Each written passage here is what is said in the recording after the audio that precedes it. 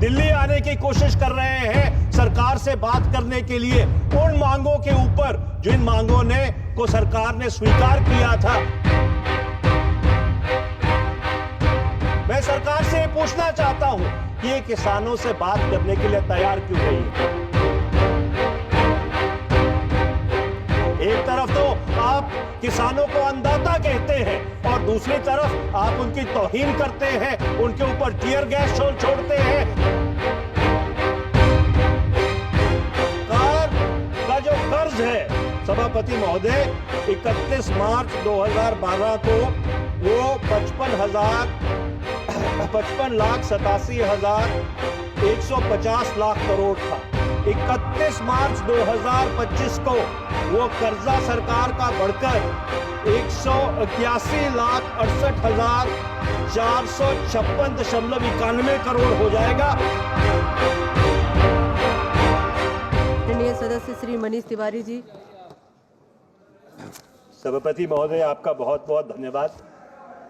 Supplementary demands for grants एक उक्त समय है कि भारत की अर्थव्यवस्था के ऊपर एक बार दोबारा से व्यापक चर्चा करने का, और ये चर्चा उस समय हो रही है जब दूसरे तिमाही में भारत की जो अर्थव्यवस्था है उसका वृद्धि रेट 5.4% पे आ गया है। आरबीआई का अनुमान था कि अर्थव्यवस्था 7% से बढ़ेगी।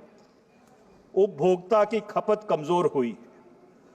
निगमित आय कर में 2019-20 में कटौती करने के बावजूद जो निजी निवेश है वो निजी निवेश बढ़ा नहीं है।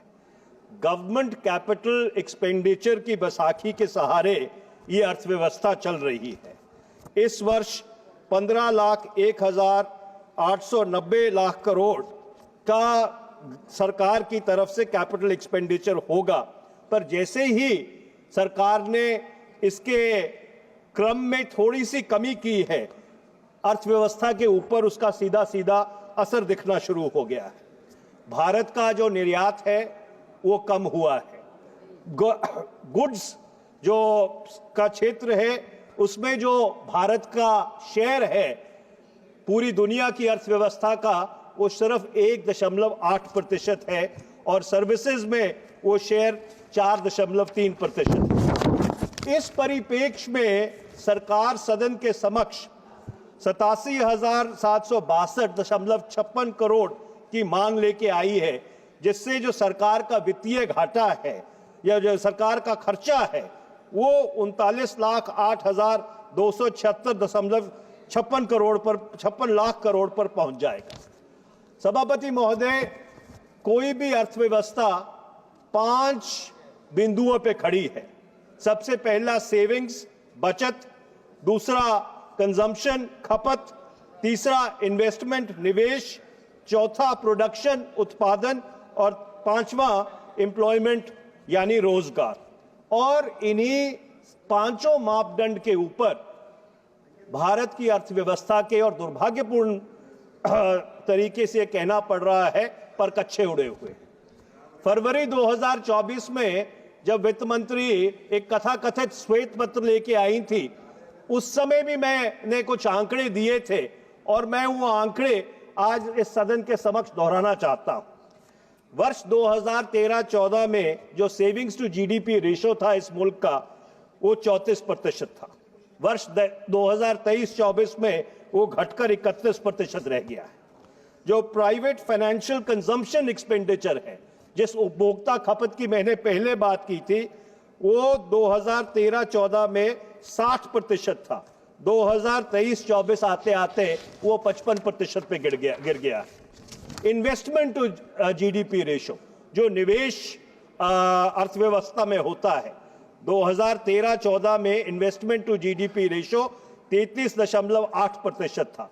2023-24 में वो 29.6% पर गिर गया है। जो gross capital fixed capital formation है वो 2013-14 में 31.3% थी। 2023-24 में वो गिरकर 8% महज रह गई है। और जो बेरोजगारी दर है वो 2013-14 में 5.42% था, 2023-24 में बढ़कर 8% हो गया है। नवंबर 2024 में ये जो बेरोजगारी दर था ये 8% था। सरकार ये कहती है कि हमने 2015 और 23 के बीच 25 करोड़ लोगों को गरीबी रेखा से ऊपर उठाया है, पर मैं सरकार को यह बताना चाहता हूं कि वर्ष 2004 से लेकर 2014 तक 27 करोड़ लोगों को गरीबी रेखा से ऊपर उठाया गया था। सरकार ये कहती है कि हम 81.35 करोड़ लोगों को निःशुल्क राशन दे रहे हैं। हम नेशनल फूड सिक्योरिटी एक्ट लेके आए थे जब हम सरकार में थे। हम चाहेंगे आप 140 करोड़ लोगों को निःशुल्क राशन दीजिए, पर बुनियादी सवाल यह है कि रोजगार कहां है? आपके अर्थव्यवस्था में रोजगार नहीं पैदा हो रहा, इसलिए आपको निःशुल्क राशन लोगों को देना पड़ रहा है। सरकार ये कहती है कि पिछले 5 साल में जो कृषि का वृद्धि दर है वो 4.18% था। इस वर्ष वो गिरकर 1.41% रह गया है। अगर 5 वर्ष में सभापति महोदय कृषि का वृद्धि दर 4.18% से बढ़ा था, तो पिछले 10 वर्ष में मनरेगा का बजट इतना क्यों बढ़ा है? 2013-14 में जिसे ये सरकार गड्ढे खोदने की स्कीम कहती थी, उस पे लागत आती थी 32,992.83 करोड़। 2024-25 में वो बढ़कर 86,000 करोड़ हो गई है। जो परसेंटेज थे मनरेगा के तहत 2014-15 में सिर्फ 165.64 करोड़ परसेंटेज थे, 2023-24 में 309.1 करोड़ परसेंटेज हो गए हैं। मैं सरकार से ये कहना चाहता हूं, पिछले इतने वर्ष से जो हमारे किसान हैं वो सड़क पे बैठे हैं। हमारे जो किसान हैं वो दिल्ली आने की कोशिश कर रहे हैं सरकार से बात करने के लिए उन मांगों के ऊपर जिन मांगों को सरकार ने स्वीकार किया था जब वो 3 काले कानून उन्होंने वापस लिए थे। मैं सरकार से पूछना चाहता हूं कि ये किसानों से बात करने के लिए तैयार क्यों नहीं है? एक तरफ तो आप किसानों को अन्नदाता कहते हैं और दूसरी तरफ आप उनकी तौहीन करते हैं, उनके ऊपर टीयर गैस छोड़ते हैं, उनके ऊपर रबर बुलेट्स चलाते हैं और भारत के किसानों की आप लोग जो रोज बेइज्जती करते हैं। मैं सरकार को यह भी बताना चाहता हूं, जो महंगाई दर था वो 2013-14 में 5.3% था, 2023-24 में वो बढ़कर 5.4% हो गया है।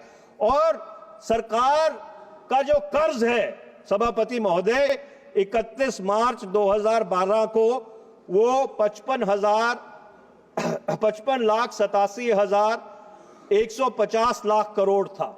31 मार्च 2025 को वो कर्जा सरकार का बढ़कर 181,68,456.91 करोड़ हो जाएगा।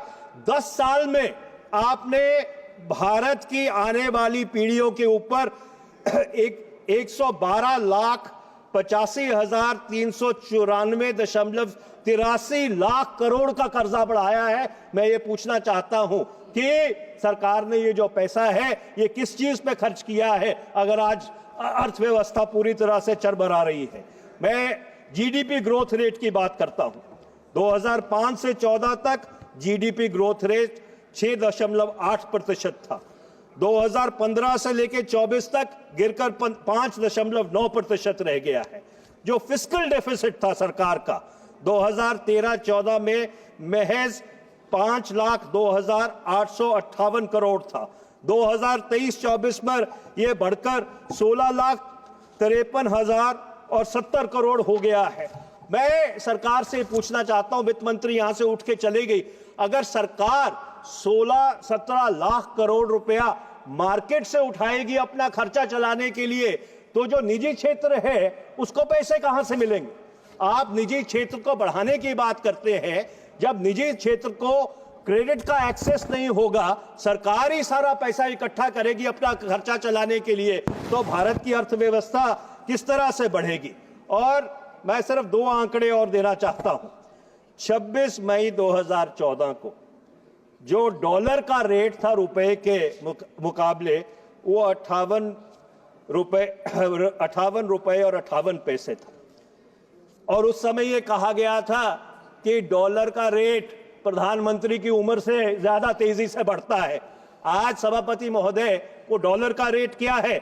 84.87 पैसे, 84 रुपए और 87 पैसे।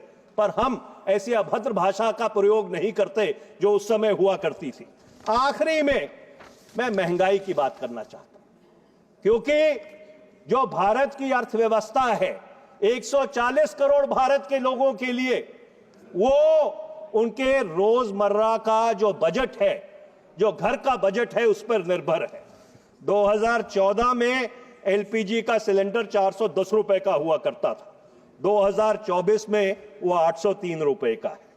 पेट्रोल 71 रुपए लीटर हुआ करता था, आज 94 रुपए 77 पैसे लीटर है। डीजल, जिसकी सबसे ज्यादा खपत हमारे किसान करते हैं, 55 रुपए लीटर हुआ करता था, आज 87 रुपए और 66 पैसे है। आपके सरसों का तेल 90 रुपए लीटर था 2014 में, आज 165 रुपए लीटर है। आटा 2014 में 22 रुपए किलो हुआ करता था, आज 55 रुपए किलो है। दूध 35 रुपए लीटर हुआ करता था, आज 60 रुपए लीटर है। सभापति महोदय, इस देश की गृहिणी त्राही त्राही कर रही है। आज आम आदमी को अपना घर चलाना मुश्किल हो गया है। आप 5 ट्रिलियन डॉलर की इकोनॉमी की बात करते हैं, हम भी चाहते हैं कि 5 ट्रिलियन डॉलर की इकोनॉमी हो, पर यह जो अर्थव्यवस्था में असमानता है कि 10% भारत के लोगों के पास 77% भारत की पूंजी है, और जो नीचे के 562 करोड़ लोग हैं उनके पास महज 1% भारत की पूंजी है। यह असमानता से यह अर्थव्यवस्था किस तरह से चल सकती है? तो मैं सरकार से यह आग्रह करना चाहता हूं कि भारत की अर्थव्यवस्था आप आम आदमी के लिए चलाइए। सिर्फ इस देश में एक शीबोल मॉडल बना के ये 1 नेशन 1 कंपनी का जो आप प्रयोग है, ये भारत की अर्थव्यवस्था को पूरी तरह से कुचल देगा।